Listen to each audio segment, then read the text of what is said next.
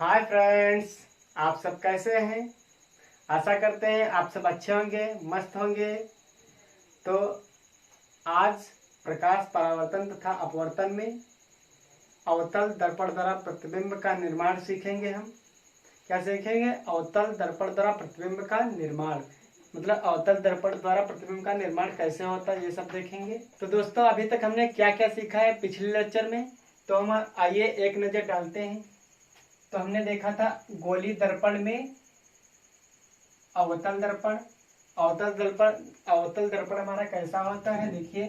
इस पे अगर हम उसके ऊपरी सतह पर पॉलिश कर दें तो ये हमारा अवतल दर्पण हो जाता है। अवतल दर्पण, ठीक है।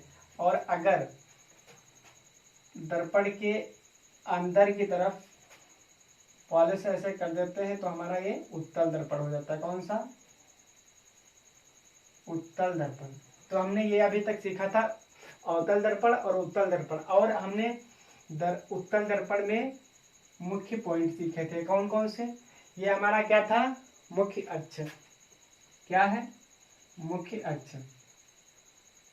मुख्य अक्ष। तो मुख्य अक्ष हमने सीखा था। और यहाँ पर जहाँ पर क्रॉस कर रहा है, यहाँ पर हमारा क्या था? ध्रुव। ध्रुव मतलब पी, मतलब पोल, ठीक है।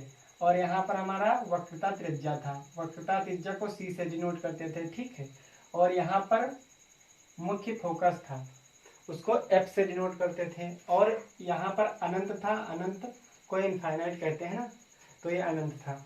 तो अभी तक हमने ये पॉइंट सीखे थे। और इसमें सीखा था एफ से पी की दूरी स्मॉल एफ हमारी होती है, और सी से पी के बीच की दूरी हमारी कितनी थी? कैपिटल आर, ठीक है। एफ से पी के बीच की दूरी स्मॉल एफ, और सी और पी के बीच की दूरी कैपिटल आर। तो हमने अभी तक ये सीखा था। और इसके बेस पर हमने कुछ न्यूमेरिकल किए थे। तो वो न्यूमेरिकल तो बताने वाले हैं नहीं, वो याद करने वाली बात है, मतलब कॉन्सेप्ट याद कर लो और न्यूमेरिकल अच्छे से कर सकते हो। तो अब हम अवतल दर्पण द्वारा प्रतिबिंब का निर्माण सीखेंगे, ठीक है। तो दोस्तों, अवतल दर्पण में प्रतिबिंब का निर्माण करने से पहले, मतलब इसमें हम कुछ नियम देखते हैं। 3 नियम होते हैं। 3 नियमों को बहुत अच्छे से याद कर लो, तब जाके अवतल दर्पण में प्रतिबिंब का निर्माण कर पाएंगे, ठीक है। तो देखिए, पहला नियम हमारा क्या है, पहले देखिए बना लेते हैं। अवतल दर्पण एक बना लेते हैं। ये एक अवतल दर्पण हो गया, एक अवतल दर्पण ये, और एक दूसरा ये, ठीक है। और एक तीसरा ये,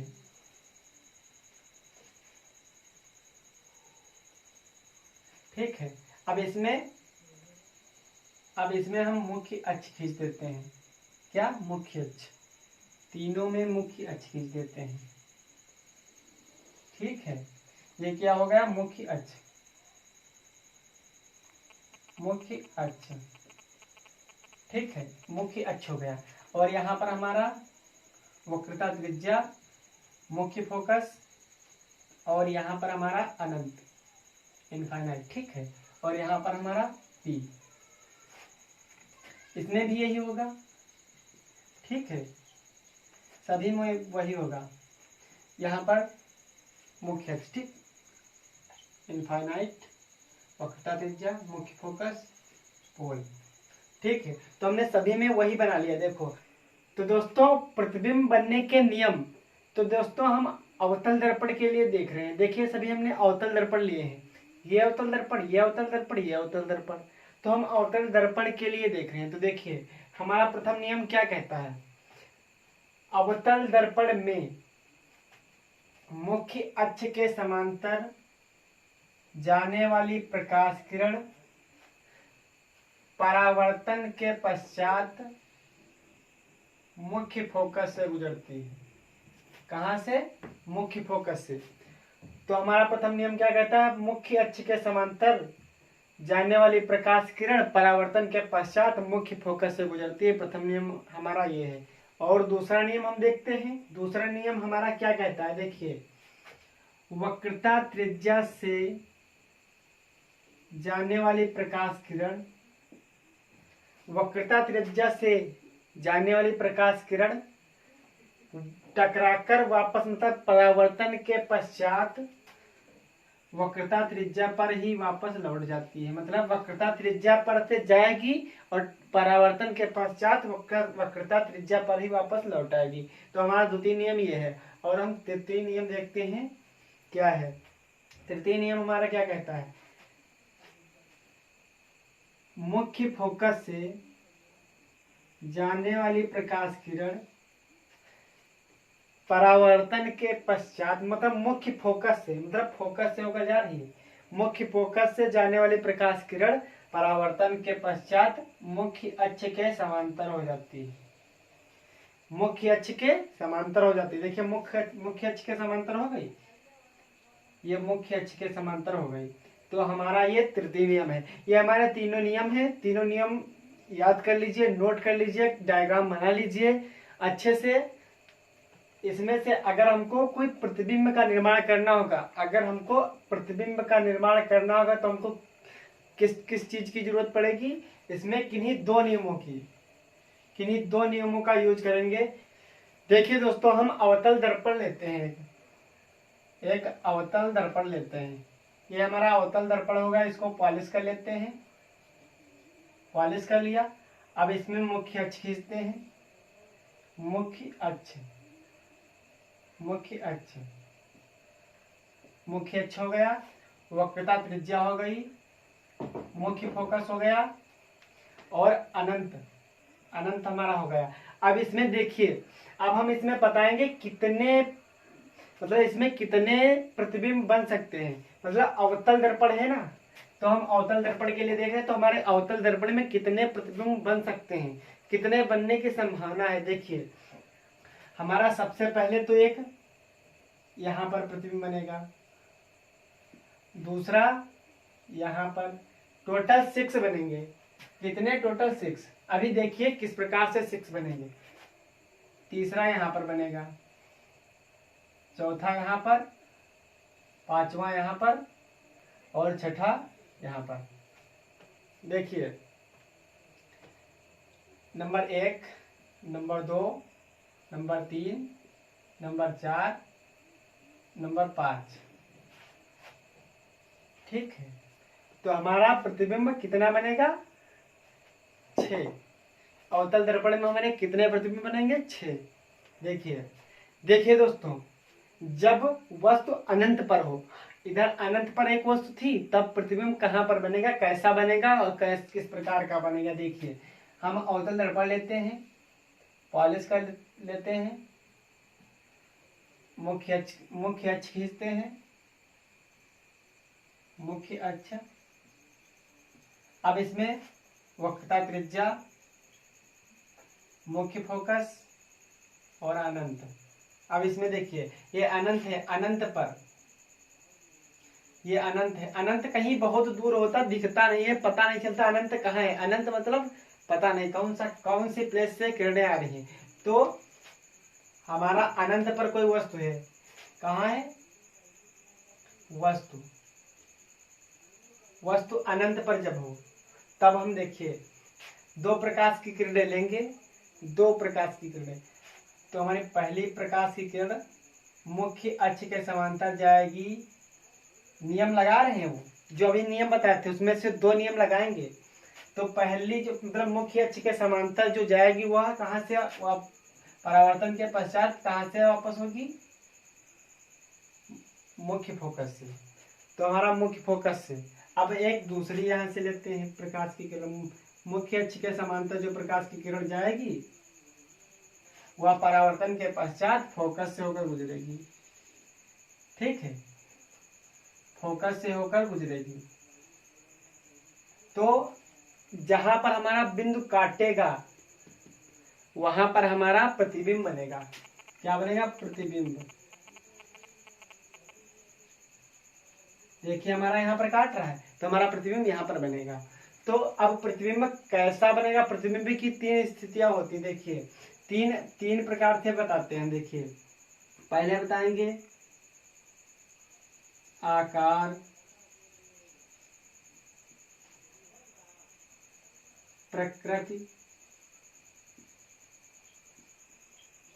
प्रकृति और स्थिति।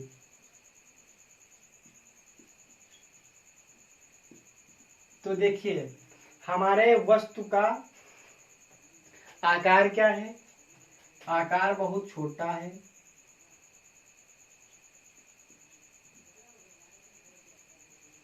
बहुत छोटा है। और प्रकृति हमारी क्या है, वास्तविक एवं उल्टा।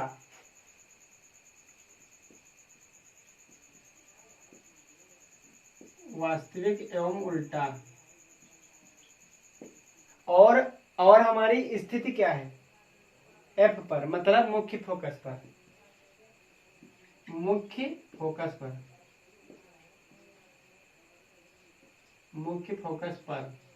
तो हमारा ये कंडीशन हो गई। तो ये सभी कंडीशन याद कर लीजिए।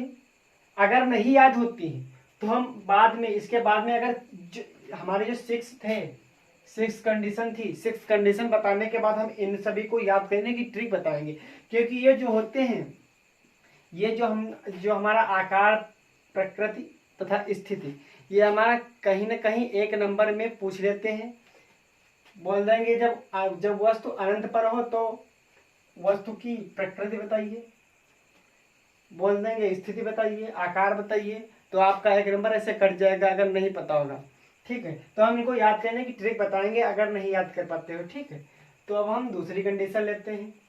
तो देखिए दोस्तों, दूसरी कंडीशन, जब वस्तु अनंत तथा वक्रता त्रिज्या के बीच में हो, मतलब वस्तु अनंत तथा वक्रता त्रिज्या के बीच में हो। देखिए हम दर्पण लेते हैं, पॉलिश कर लेते हैं, मुख्य अक्ष खींच लेते हैं, मुख्य अक्ष, ठीक है, वक्रता त्रिज्या, मुख्य फोकस, अनंत। अब इसमें देखिए बोल रहा है अनंत तथा वक्रता त्रिज्या के बीच में, मतलब यहां पर वस्तु होगी, कहीं यहां पर वस्तु होगी, वस्तु। ठीक है, अब यहां से प्रकाश की किरण मुख्य अक्ष के समांतर जाने वाली प्रकाश किरण परावर्तन के पश्चात फोकस से गुजरती है। ठीक है, फोकस से गुजरी। अब दूसरा नियम देखिए, वक्रता त्रिज्या से जाने वाली प्रकाश की किरण वापस परावर्तन के पश्चात वापस वक्रता त्रिज्या पर ही वापस लौट जाती है। तो अब देखिए यहां पर हमारा क्रॉस हुआ ना, कहां पर हुआ, यहां पर देखिए, इसके बीच में हुआ, तो हमारा प्रतिबिंब कहां बनेगा, जहां पर क्रॉस होगा वहां ही प्रतिबिंब बनेगा। तो हमारा यहां पर क्या बनेगा, प्रतिबिंब। ठीक, यहां पर हमारा प्रतिबिंब बनेगा। तो हमारा ये प्रतिबिंब बन गया है। अब इसकी आकार देखेंगे, इसका आकार, प्रकृति, स्थिति,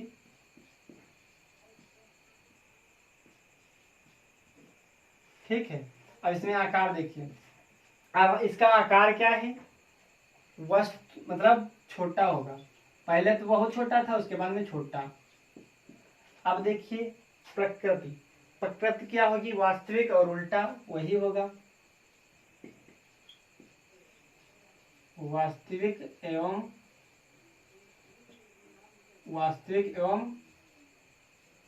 उल्टा। और स्थिति हमारी क्या होगी, स्थिति C और F के बीच में, मतलब वक्रता त्रिज्या और मुख्य फोकस के बीच में, मतलब C और F के बीच। ठीक है, तो हमारा ये दूसरा डायग्राम कंप्लीट हुआ। ये हमारा दूसरा डायग्राम था। ठीक है, दूसरा कंडीशन था। अब हम तीसरा कंडीशन देखेंगे। तो देखिए दोस्तों, जब वस्तु वक्रता त्रिज्या पर हो, मतलब वक्रता त्रिज्या पर हो, देखिए दर्पण खींच लेते हैं, बना लेते हैं, पॉलिश कर लेते हैं, मुख्य अक्ष खींचते हैं, मुख्य अक्ष। ठीक है, अब इसमें वक्रता त्रिज्या, मुख्य फोकस, अनंत। तो देखिए दोस्तों, जब वस्तु वक्रता त्रिज्या पर हो, कहाँ, वक्रता त्रिज्या पर, वस्तु वक्रता त्रिज्या पर हो, तब क्या होगा, देखिए मुख्य अक्ष के समांतर जाने वाली प्रकाश किरण परावर्तन के पश्चात मुख्य फोकस से गुजरती है। ठीक है, अब दूसरा नियम देखिए, फोकस से होकर जाने वाली प्रकाश किरण परावर्तन के पश्चात मुख्य अक्ष के समांतर हो जाती है। तो देखिए हमारा जो प्रतिबिंब है यहाँ पर बनना, कुछ यहाँ पर बनना है। डायग्राम बिल्कुल सीधा नहीं बन पाया क्योंकि ये प्रकाल से जब आप लोग बनाएंगे, मतलब स्केल से खींचकर इसको प्रकाल से बनाएंगे और इसको स्केल से बिल्कुल बराबर खींचेंगे, तब जाके बिल्कुल एग्जैक्ट इसके नीचे ही आएगा, यहाँ पर आएगा। तो हमारा प्रतिबिंब कहाँ बनेगा? इसके नीचे, यहाँ पर देखिए प्रतिबिंब, तो हमारा प्रतिबिंब यहाँ पर बनेगा। तो हमारा ये तीसरा कंडीशन हो गया। अब इसमें देखते हैं आकार प्रकृति स्थिति। देखिए आकार हमारा क्या होगा? जितनी बड़ी वस्तु उतना बड़ा प्रतिबिंब, मतलब बराबर वस्तु के बराबर, वस्तु के बराबर। और हमारी प्रकृति वास्तविक एवं उल्टा,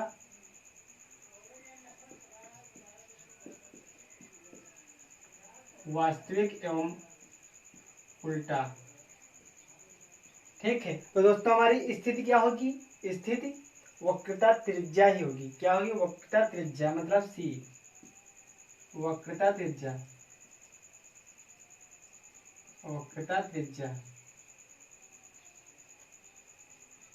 ठीक है। हमारी स्थिति वक्रता त्रिज्या होगी। तो दोस्तों ये पॉइंट सभी याद कर लीजिए क्योंकि ये 1 नंबर में पूछ लिए जाते हैं। क्या? 1 नंबर में, एग्जाम में 1 नंबर में पूछ लिए जाते हैं। ये पॉइंट याद कर लीजिए।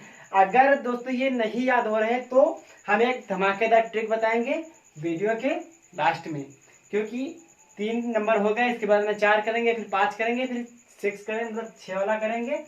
करने के बाद फिर हम धमाकेदार ट्रिक बताएंगे। इन सभी को याद करने की केवल 2 स्टेप में आप लोग याद कर लेंगे। ठीक है, तो वीडियो इन तक देखें। तो हम चौथा देखते हैं कंडीशन। तो देखिए दोस्तों कंडीशन नंबर 4, मतलब चौथी कंडीशन। तो इसमें देखिए आप, सबसे पहले हम दर्पण बना लेते हैं। अवतल दर्पण बना लिया हमने। अब इसमें हम मुख्य अक्ष खींचते हैं,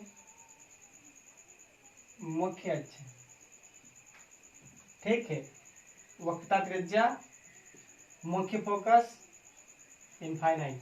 तो देखिए दोस्तों हमारा चौथा कंडीशन क्या है? जब वस्तु वक्रता त्रिज्या तथा फोकस के बीच में हो, मतलब फोकस वक्रता त्रिज्या तथा फोकस के बीच में हो, तो मतलब वस्तु यहाँ पर होनी चाहिए ना, मतलब यहाँ पर वस्तु वक्रता त्रिज्या तथा फोकस के बीच में हो।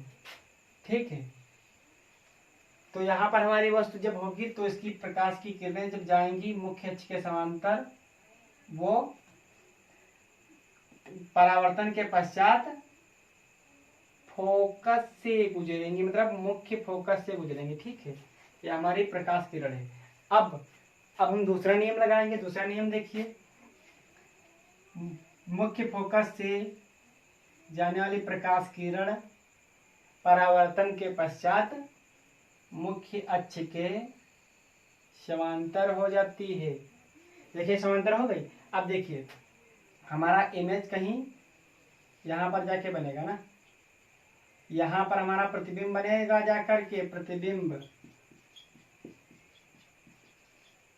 यहाँ पर प्रतिबिंब बनेगा। देखिए इसके और इसके बीच में बना, मतलब अनंत तथा वक्रता त्रिज्या के बीच में बना है।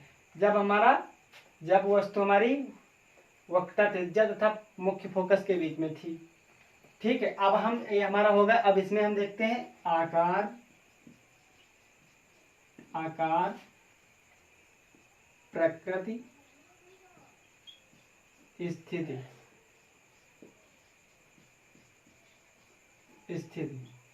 देखिए आकार इसमें हमारा क्या होगा? आकार हमारा होगा वस्तु से बड़ा, मतलब बड़ा।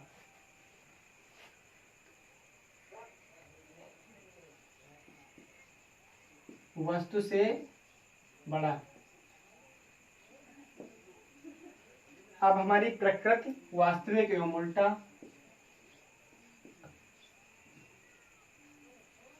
वास्तविक एवं उल्टा।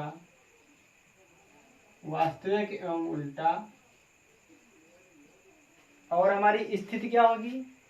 स्थिति हमारी अनंत तथा वक्रता त्रिज्या के बीच में, मतलब इनफाइनाइट तथा वक्रता त्रिज्या के बीच। ठीक है, ये हमारे 3 पॉइंट हो गए। ये नोट कर लीजिए क्योंकि हम बार बार बता रहे हैं, ये तीनों एक एक नंबर में पूछ रहे जाते हैं, तो अच्छे से याद कर लीजिए। दे देगा कि जब वस्तु वक्रता त्रिज्या तथा मुख्य फोकस के बीच में है तो आपकी स्थिति क्या होगी, तो आप स्थिति ये वाली बता देंगे। ठीक है, और आकार पूछे तो ये बता देंगे, और प्रकृति पूछे तो ये बता देंगे। ठीक है, तो आप लोग ये नोट कर लीजिए। अब हम कंडीशन नंबर 5 बताते हैं। तो देखिए दोस्तों, कंडीशन नंबर 5। कंडीशन नंबर 5 में क्या है देखते हैं। सबसे पहले हम दर्पण बना लेते हैं और इसमें मुख्य अक्ष खींचते हैं। ठीक है, मुख्य अक्ष, मुख्य अक्ष। अब इसमें हम, ये हमारा पोल है, मतलब ध्रुव, तो ये हमारा मुख्य फोकस है, वक्रता त्रिज्या है, अनंत है। तो देखिए दोस्तों, जब हमारी वस्तु फोकस पर हो, ये हमारा फोकस हो गया, ये हमारा फोकस, मुख्य फोकस हो गया, तो वस्तु ना वस्तु। अब इसमें देखिए, मुख्य अक्ष के समांतर जाने वाली प्रकाश की किरण परावर्तन के पश्चात मुख्य फोकस से लौटती है। ठीक है, ये हमारा नियम हो गया। अब इसमें हम दूसरा नियम लगाएंगे। देखिए, वक्रता त्रिज्या से जाने वाली प्रकाश की किरण वक्रता त्रिज्या पर ही वापस लौट आती है। ये हमने नियम सभी सीखे हैं ना, तो हम वही कंडीशन, वही नियम लगा रहे हैं। तो हमारा कहाँ पर काट रहा है? अनंत पर। अनंत पर काट रहा है, तो इसमें हम प्रतिबिंब,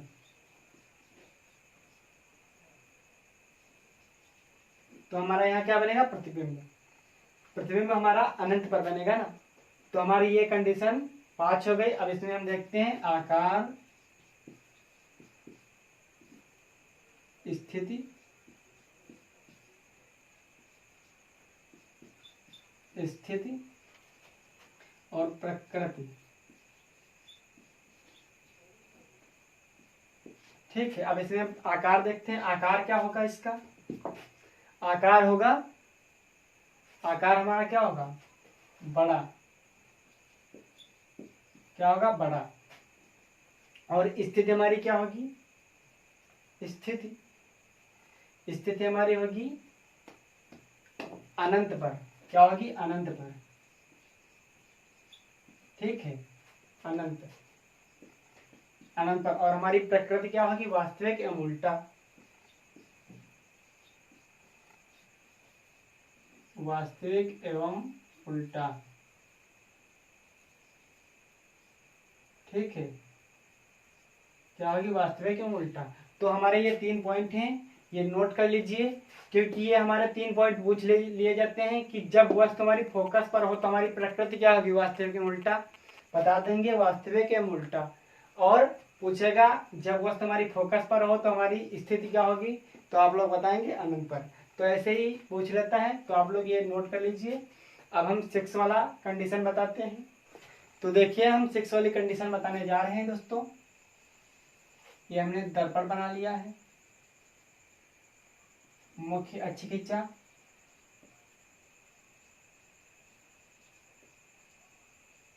मुख्य अक्ष हो गया, वक्रता त्रिज्या हो गई,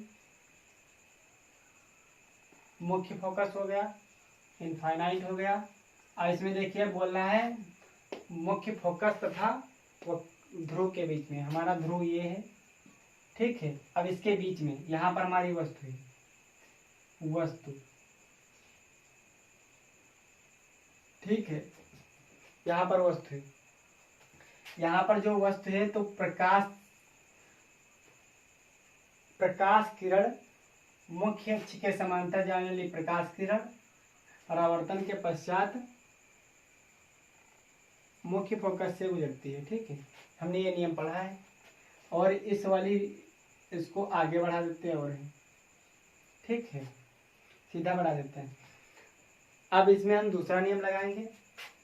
वक्रता त्रिज्या से जाने वाली प्रकाश की किरण वक्रता त्रिज्या पर ही वापस लौट जाती है। मतलब वक्रता त्रिज्या से जाने वाली प्रकाश किरण वक्रता त्रिज्या पर ही वापस लौट जाती है।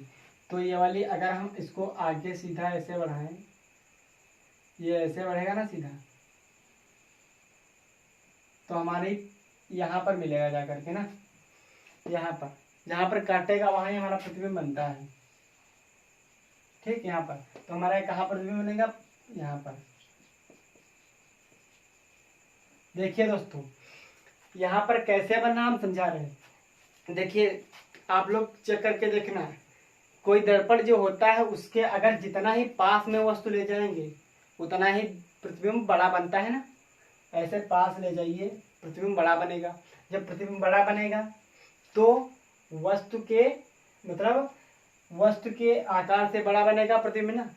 तो इस यहाँ पर दिखेगा नहीं, तो दिखेगा तो पीछे ही, दर्पण के पीछे मालूम देता है। देखिए, जितना ही बड़ा ले जाएंगे उतना ही दर्पण के पीछे मालूम देगा, तो इसलिए प्रतिबिंब दर्पण के पीछे बनता है। ठीक है, तो हमारी ये 6 वाली कंडीशन हो गई। तो अब इसमें हम देखते हैं आकार, प्रकृति, स्थिति,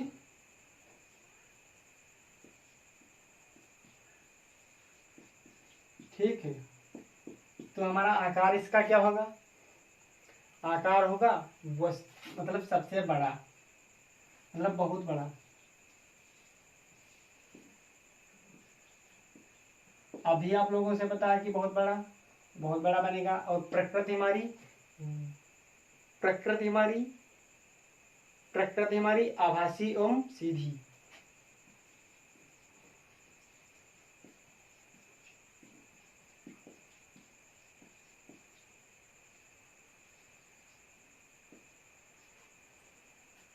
ठीक है, अभी हम बता रहे हैं आभासी एवं सीधा कैसे होता है। ठीक है, इसके बाद में अभी जब ट्रिक बताएंगे तब उसमें बता देंगे कैसे होता है। ठीक है, तो हमारी स्थिति क्या होगी, स्थिति होगी हमारी दर्पण के पीछे,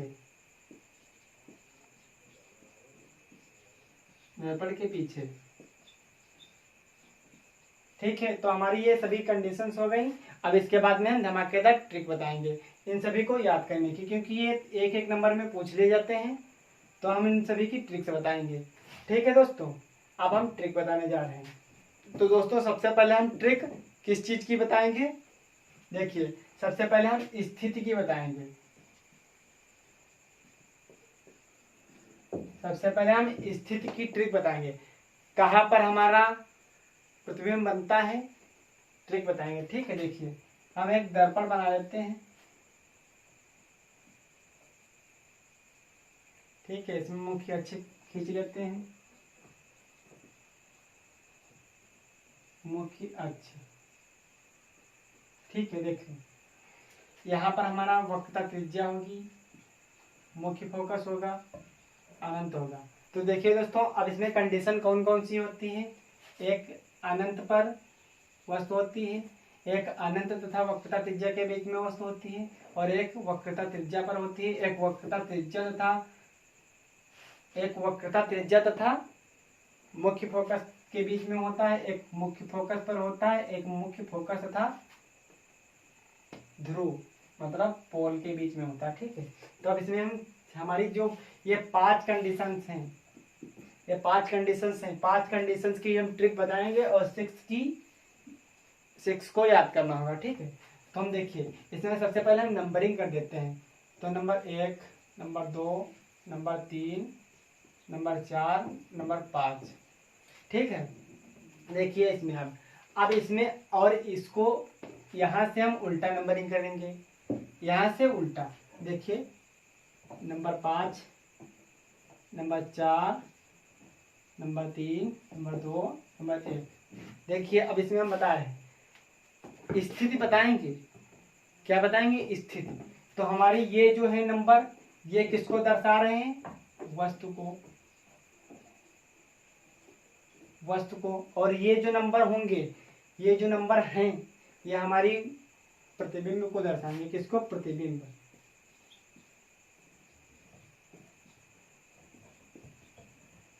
ठीक है, ये जो हमारे नंबर हैं प्रतिबिंब को दर्शाएंगे। देखिए आप इसमें कंडीशन क्या है, जो अनंत पर वस्तु होगी उसका प्रतिबिंब हमारा मुख्य फोकस पर बनता था।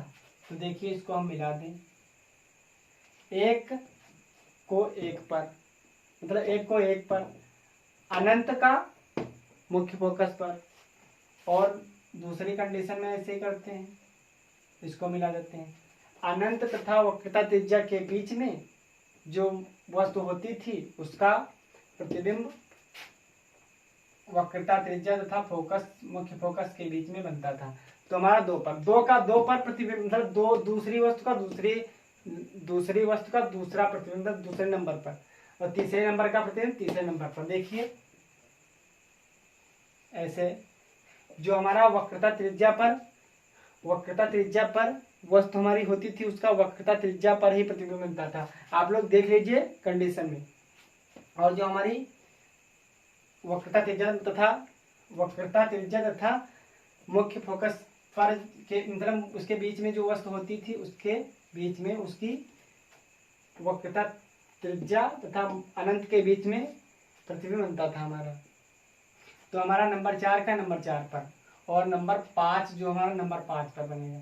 जो हमारा वस्तु मुख्य फोकस पर होता है उसका प्रतिबिंब अनंत पर बनता है। आप लोग कंडीशन में देख लीजिए। तो हमारे ये नंबर को नंबर से मिलाएंगे, 5 को 5 से, 4 को 4 से, 3 को 3 से, 2 को 2 से, 1 को 1 से।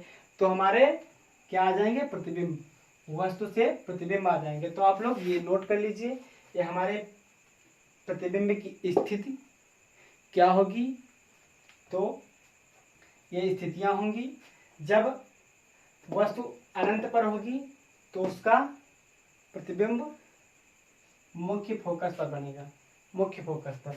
और जब वस्तु इन दोनों के बीच में होगी तो हमारा प्रतिबिंब इन दोनों के बीच में बनेगा। ठीक है, ऐसे याद कर लीजिए। अब हम इसके बाद में हम आकार बताएंगे। क्या बताएंगे, आकार। आकार, अब आकार देखिए इसमें कैसे बता रहे हैं। और नंबर 6 वाला भी भूल गए ना, नंबर 6 वाला जो है, नंबर 6 वाले का स्थिति जो है दर्पण के पीछे, पीछे है ना, पीछे, दर्पण के पीछे। नंबर 6 वाला कंडीशन है, स्थिति है दर्पण के पीछे। ठीक है, अब हम आकार देख रहे हैं। आकार में देखिए, जो आकार नंबर 6 का पहले हम आकार बता दे रहे हैं, क्योंकि पहले छूट गया था, इस बार से हम पहले इसको बता दे रहे हैं ना। तो इसका आकार हमने अभी बताया था, जब वस्तु को दर्पण के बिल्कुल पास ले जाएंगे तो उसका प्रतिबिंब बहुत ही बड़ा बनेगा। क्या बनेगा, बहुत बड़ा, बहुत बड़ा। ठीक है, तो दोस्तों अब हम इसमें आकार देख रहे हैं, आकार बताएंगे कैसे होता है। देखिए आकार, ये जो हमारी जो होंगी दो प्रतिबिंब जो हमारे होंगे, तो ये हमारे छोटे होंगे, मतलब छोटे। ये जो प्रतिबिंब दो हमारे होंगे छोटे होंगे। और देखिए, और ये जो दो होंगे हमारे बड़े होंगे, ये दो बड़े होंगे, ये दो छोटे होंगे, और ये बीच वाला होगा बराबर होगा। ठीक है, बीच वाला बराबर, इधर वाला बड़ा, उधर वाला छोटा। तो याद कर लीजिए, ये जो दो होंगे 4 और 5 बड़े, और 2 और 1 छोटा, और 3 नंबर बराबर। ठीक है, तो ये आप लोग याद कर लीजिए। और ये 6 नंबर बड़ा, बहुत बड़ा होता है, क्योंकि बहुत पास में होता है ना, तो इसलिए बड़ा प्रतिबिंब बनता है। तो अब हम इसमें स्थिति बताएंगे। स्थिति तो हमने बता दी यार, सॉरी। तो अब हम इसमें तो अब हम इसमें प्रकृति बताएंगे। प्रकृति, अब प्रकृति में बताएंगे हम प्रकृति। अब इसमें प्रकृति देखिए, ये जो हमारा दर्पण है ना, क्या है, दर्पण। जो दर्पण है, दर्पण के इधर जितने प्रतिबिंब बनेंगे वो क्या होंगे, वास्तविक।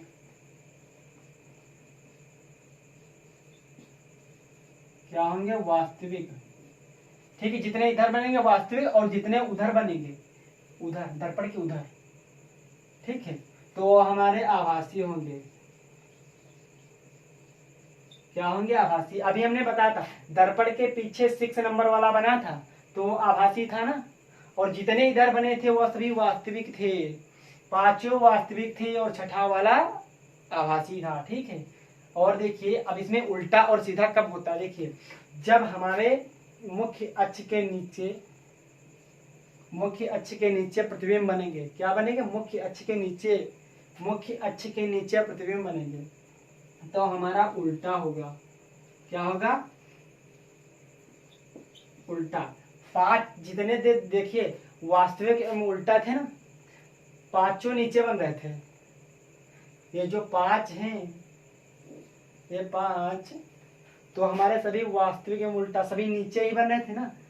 जो नीचे होंगे उल्टा होंगे, जो ऊपर बनेंगे मुख्य अक्ष के ऊपर, यहाँ या तो यहाँ, वो सभी क्या होंगे, सीधे। तो हमारा नंबर 6 वाला ही ऊपर बन रहा था तो उसको हमने सीधा लिखा था, मतलब आभासी एवं सीधा लिखा था या नहीं, लिखा था नंबर 6 वाला। तो हमारे ये सभी थे, जो हमारे नीचे की ओर होंगे वो उल्टा, ऊपर की ओर होंगे वो सभी सीधे। तो हमने ये सभी ट्रिक के माध्यम से सभी स्थितियां, प्रकृतियां तथा आकार सभी हमने बता दिए हैं। ऐसे ही धमाकेदार ट्रिक्स से याद कर लीजिए आप लोग, क्योंकि यही आसान सा तरीका है याद करने का। वैसे तो याद नहीं कर पाओगे, बहुत ही डिफिकल्ट होता है याद करना, तो आप लोग याद कर लीजिए। तो दोस्तों धमाकेदार ट्रिक के साथ यह क्लास समाप्त करते हैं। अगला टॉपिक अगली क्लास में। तो दोस्तों तब तक के लिए जय हिंद।